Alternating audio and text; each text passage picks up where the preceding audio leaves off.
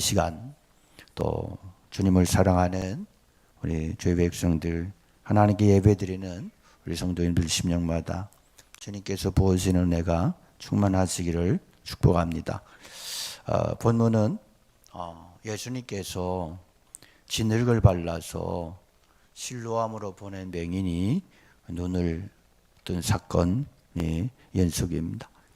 태어나면서부터 한 번도 세상을 본 적이 없었는데, 눈을 떴는데, 그런데 그가 눈을 떠서 처음으로 본 세상은 지금까지 자기가 마음속으로 꿈꿔왔던 그런 세상과는 너무나 판이하게 다른 세상이었습니다. 눈 뜨자마자 가장 먼저 발견한 것은 충격스럽게도 자기가 눈을 떴다는 이 사실을 너무너무 싫어하며 공격하며 달려드는 사람들이었습니다. 그런 자신이 눈 뜨기 전까지만 해도 자기만 문제인 줄 알았습니다. 모든 사람 다 좋은 사람이고 행복한 줄 알았습니다. 그러나 그가 직접 눈을 떠서 그들의 실체를 보았을 때 그들은 너무나 실망스러웠습니다. 평소에 존경하던 사람들은 더 이상 대화가 통하지 않는 자들이었습니다. 그들은 맹인이 눈을 떴는데 여기에 전혀 관심이 없습니다. 그들의 관심은 오직 이게 율법의 조항에 걸리느냐 하는 그런 것뿐이었습니다. 당시 유대 종교 지도자들은 안식일에 지켜야 할 법조항문을 39가지를 만들었습니다. 그리고 그것을 기준으로 이제 유권 해석을 하는 거예요. 그래서 그런 많은 또 이렇게 금지 규례들을 더 많이 만드는, 예를 들면 안식일에 식사 준비를 할 수 없어요. 해놓은 밥은 먹을 수 있지만 준비해서 먹을 수는 없는 거예요. 손톱이나 또 수염이나 머리카락을 자르는 것도 금지되어 있어요. 등잔에 기름이 떨어져도 기름을 부을 수 없었어요. 불을 켜거나 끌 수도 없었어요. 다만 생명이 위독한 환자는 치료할 수 있었는데, 그런데 치료의 그 수위가 더 악화되지 않는 데까지예요. 치료의 방법을 동원하면 안 되는 거예요. 예를 들어 열이 올랐는데 물수건을 이마에 얹는 것도 안 되는 거예요. 금지예요. 그것은 환자의 회복을 돕는 일이기 때문에. 이런 규정에 의하면 안식일에 안약을 넣을 수 없어요. 그런데 예수님이 진흙을 개어서 맹인의 눈에 발랐다. 이것은 그들의 안식일 규례에 명확하게 위배되는 행동이었던 거죠. 이런 안식일 규례에 속박돼서 완전히 노예가 되어버린 그들은 기뻐할 것에 기뻐하지 못하고 놀라야 할 것에 놀라지 않는 이런 모습을 보입니다. 오히려 그들은 맹인이 하필이면 안식일에 눈이 떠져서 자기들이 골치 아프다는 반응을 하면서 그를 신문하고 몰아세웁니다. 유대인들은 그를 몇 번씩이나 신문하고 또 그의 부모들을 불러서 신문하고 그것도 모자라서 대질 신문까지 합니다. 유대인들이 그에게 원한 게 뭐예요? 하나밖에 없어요. 그러니까 눈을 감든지 아니면 예수가 안식일을 범한 죄인이다, 이렇게 고백하는 거예요.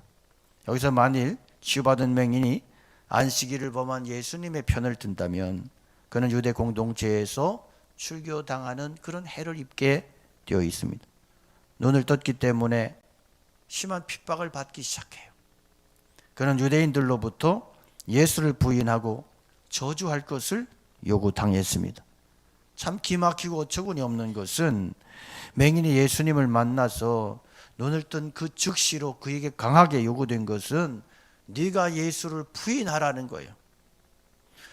유대인들은 그에게 예수가 죄인이고 율법을 어긴 자라고 고소하든지 아니면 네가 눈을 감고 다시 맹인으로 거짓 생활하라고 요구하는 거예요. 그러나 그는 이 두 가지를 다 거절합니다. 태어나서 처음으로 자기에게 찾아온 은혜의 말씀을 비겁하게 버리지 않았습니다. 이 사람이나 그 부모의 죄로 인한 것이 아니라 그에게서 하나님이 하시는 일을 나타내고자 하심이라. 세상의 빛이 되시는 주님께서는 그 말씀을 빛으로 받아들인 그 맹인의 눈을 열어주셨고 그는 그 주님을 배신하지 않습니다.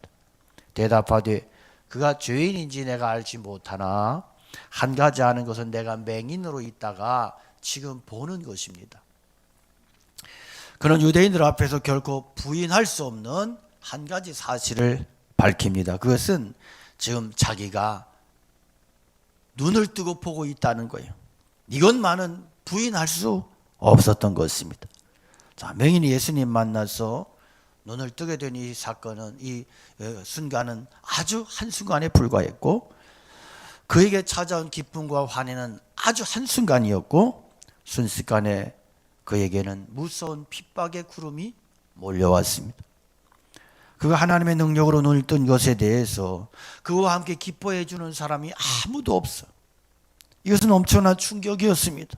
지금 그의 눈앞에 비춰진 유대인 사회는 너무나 경직되고 굳어 있었어요. 유대인 공동체가 얼마나 비정상적으로 굳어 있었느냐, 그들은 분명히 나타난 사실조차도 집단적으로 거부합니다. 지금까지 맹인으로 있던 사람이 눈을 떴어요. 그런데 유대 사회의 종교인들은 이 사실을 인정할 수 없었어요. 이 사람은 자신들이 보아왔던 그 거지 맹인이 아니라 틀림없이 다른 사람이라는 거예요. 결코 그럴 리가 없다는 거예요. 그래서도 안 된다는 거예요. 잔인하게 그의 부모까지 소환해서 대질신문하면서 공격합니다. 맹인이 분명히 눈을 떴는데도 그들이 받아들일 수 없는 이유는 맹인이 치료될 수 없다는 그런 사실보다는 이 맹인이 눈을 뜬 날이 안식일이라는 거예요. 그들은 안식일은 무조건 자기들이 정해놓은 법대로 지켜야 되고, 그날에 조금이라도 일하는 사람들은 죄인이고 저주받는다는 생각을 가지고 있었습니다. 그래서 안식일에 일하는 사람은 저주받을 수밖에 없다. 이것이 그들이 가르쳐온 교리였고 교육이었습니다. 그런데 어떤 일이 일어나요? 예수님이 안식일에 일을 하셨는데 안식일에 엄청난 축복이 나타난 거예요. 지금 눈앞에 나타난 현실이에요. 그런데도 그들은 이 사실을 받아들이지 않습니다. 그럴 리가 없다고 우깁니다. 그들은 하나님께서 안식일에 일하는 사람을 축복할 리가 없다고 그렇게 주장합니다. 이것을 인정하는 순간 지금까지 우리가 믿어왔던 그럼 우리의 신앙은 어떻게 되느냐? 이런 식으로 그들이 억지를 쓰고 있는 거예요. 그래서 이어지는 말씀 보면 자기들끼리 의견 충돌이 일어나서 싸웁니다. 우리가 여기서 생각할 것은 유대 사회는 그냥 일반적인 사회가 아니라는 거예요. 유대 사회는 거대한 교회였습니다. 하나님을 누구보다도 잘 믿는다는 사람들이었습니다. 그런데 그런 그들이 지금 하는 행동이 뭐예요?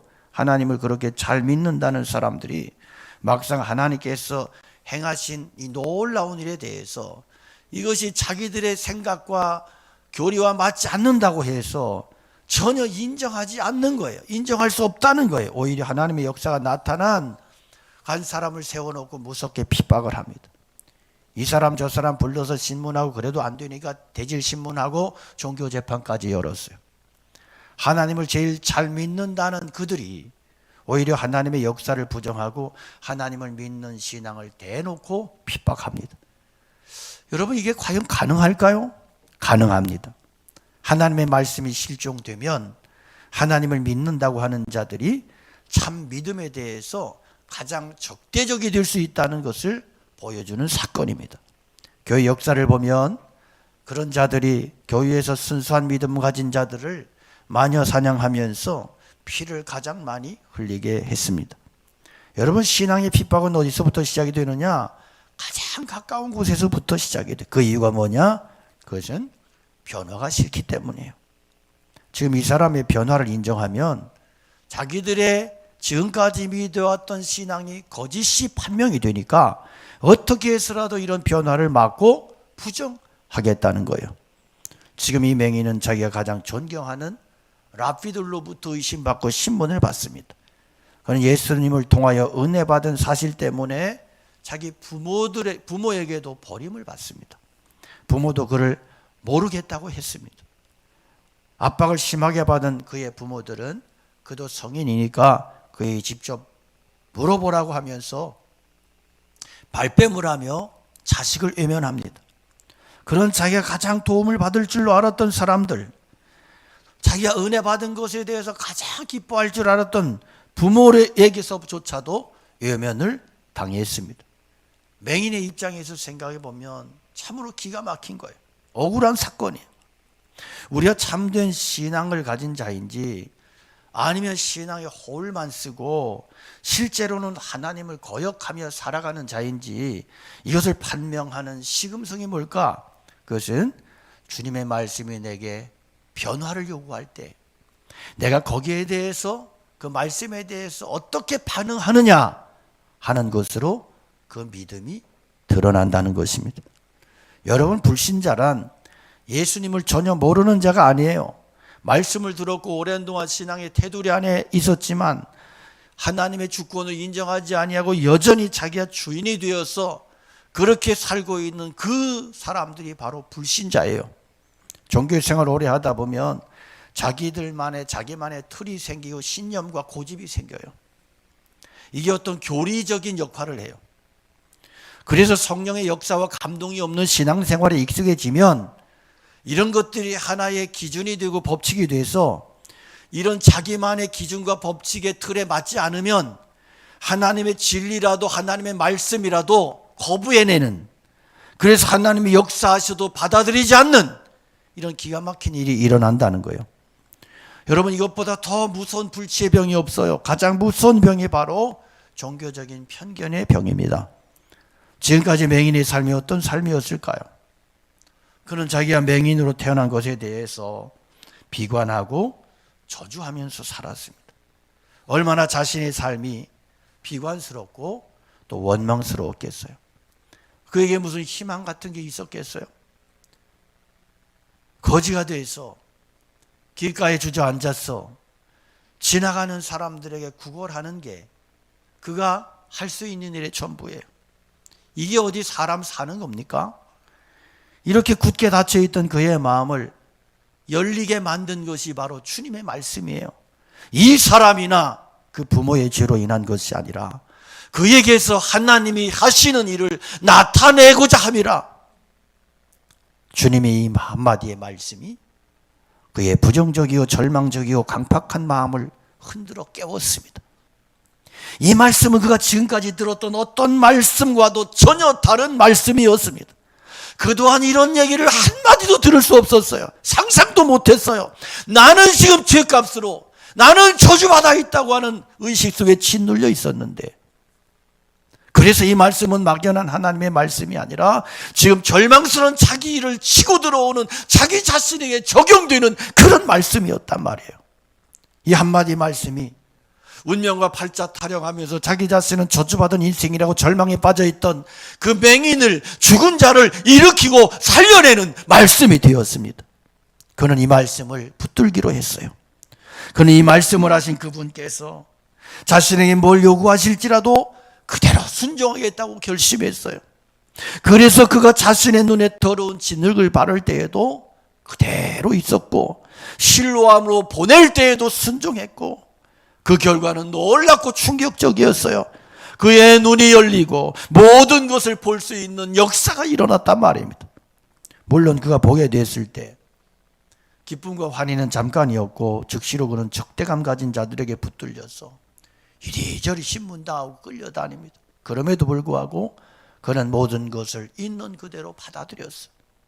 그는 바리새인들처럼 거짓말로 쇼하고 연기하고 위선 떨지 않았어요. 자기가 분명히 눈을 떴고 예수님이 자기를 치유하셨다, 나를 낫게 하셨다는 이 사실을 분명하게 끝까지 증거했습니다.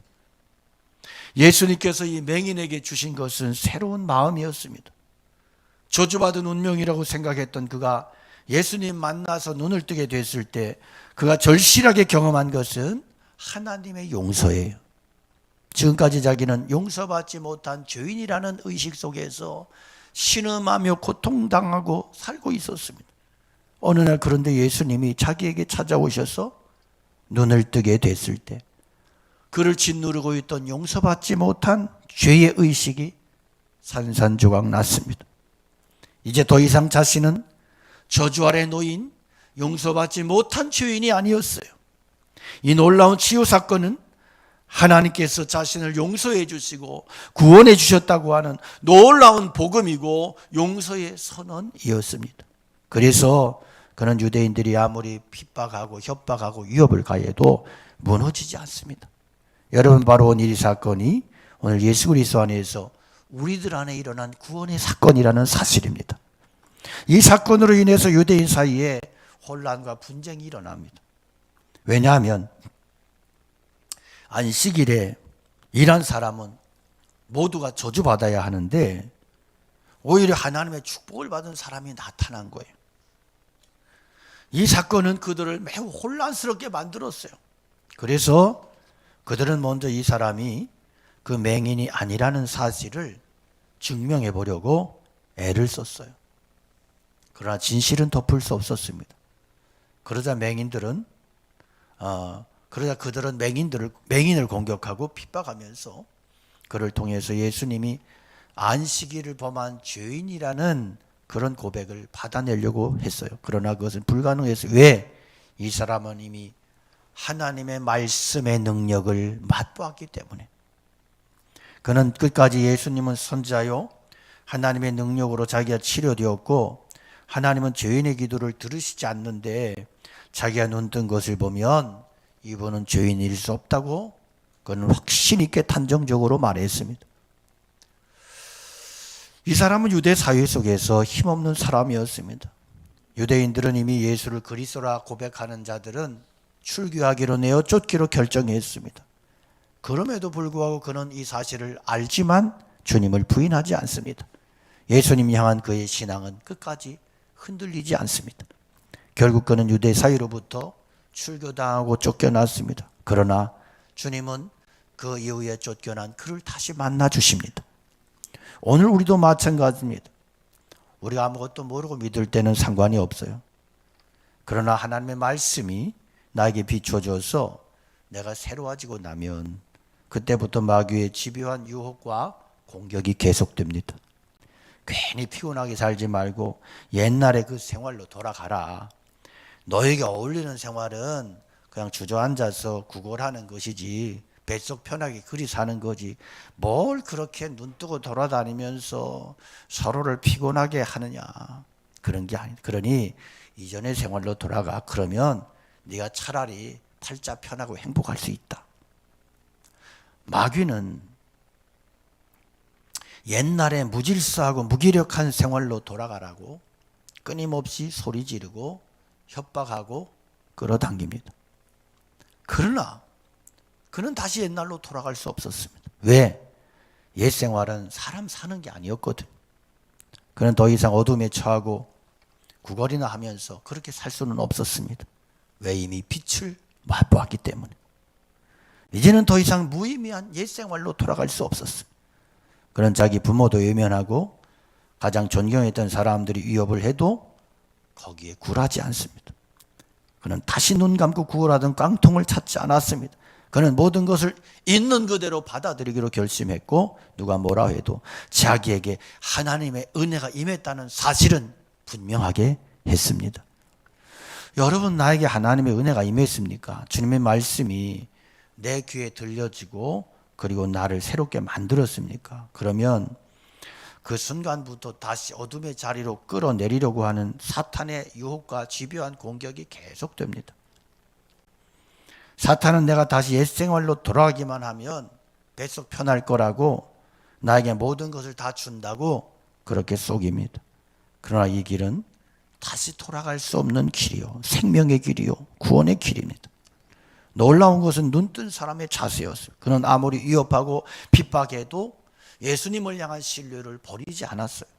그 이유는 그가 처음 들었던 말씀이 너무 귀했기 때문에.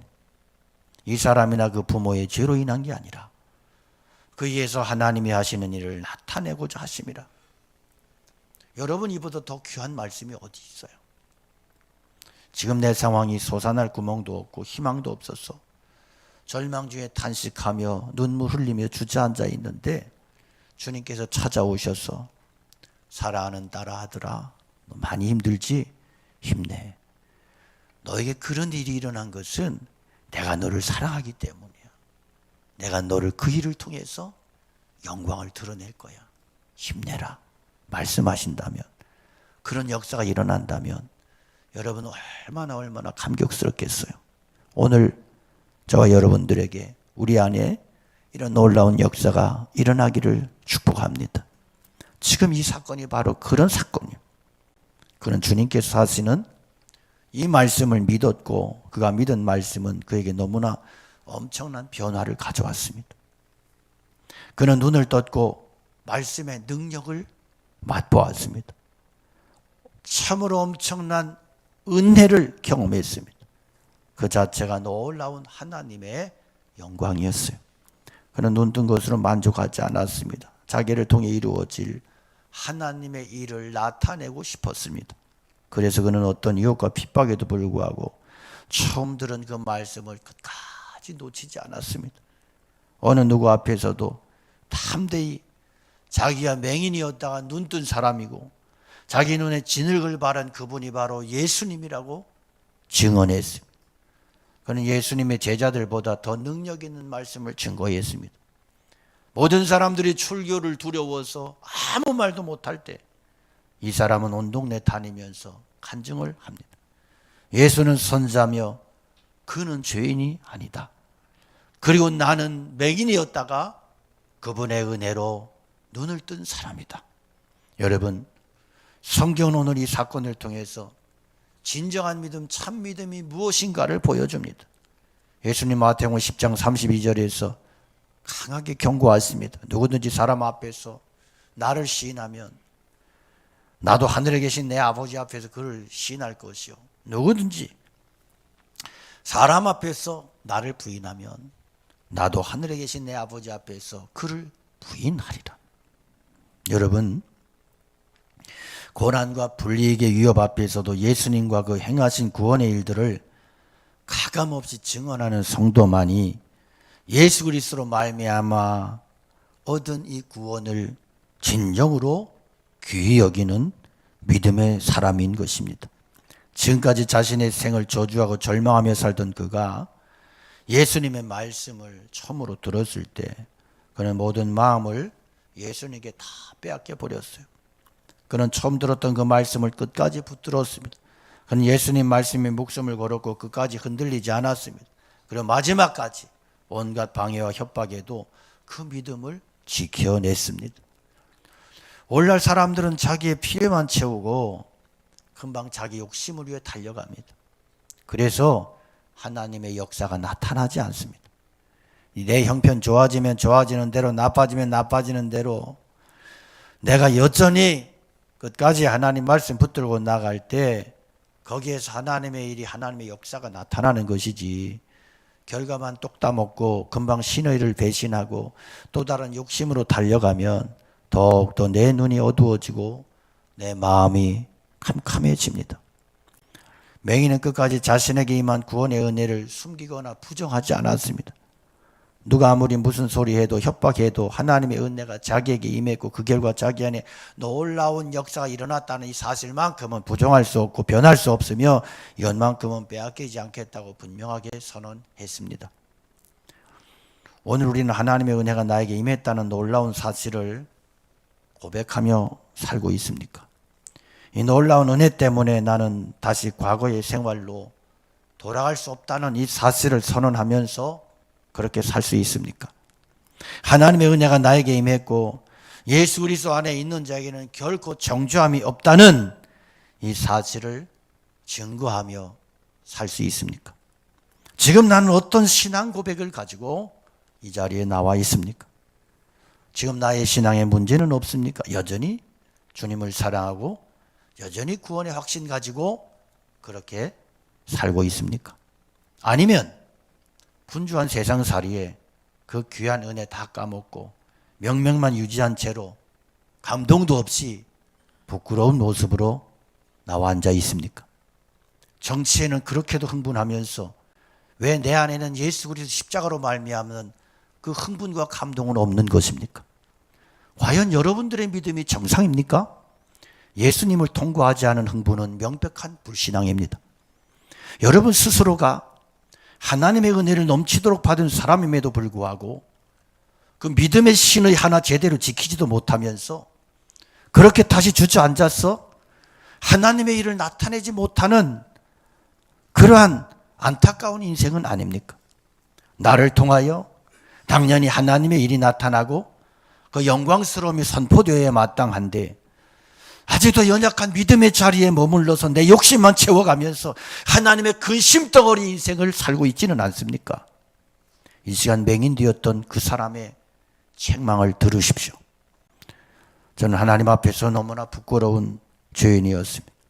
예수님 말씀처럼 마음으로 살인도 하고 간음도 하고 온갖 죄악에 오염되고 노출되어서 살던 자였습니다. 많은 형제 중에도 가장 못된 성격과 기질을 타고난 자였습니다. 누군가가 지금까지 나에 대한 모든 죄를 고발한다면 저는 결코 얼굴을 들 수 없는 죄인입니다.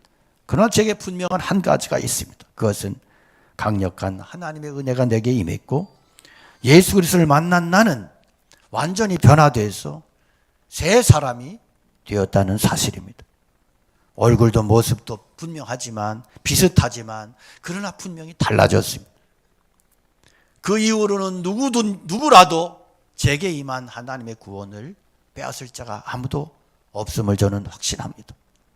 사랑하는 성도 여러분, 예수님 만난 이후에 다시는 예수님 배신하지 않았던 맹인이었던 이 사람의 신앙이 오늘 우리 모두의 신앙이 되고 삶이 되기를, 저와 여러분들의 믿음이 진정한 주님의 기쁨이 되기를 주님의 이름으로 간절히 축원합니다. 우리 함께 말씀 기억하며 찬양 드리겠습니다.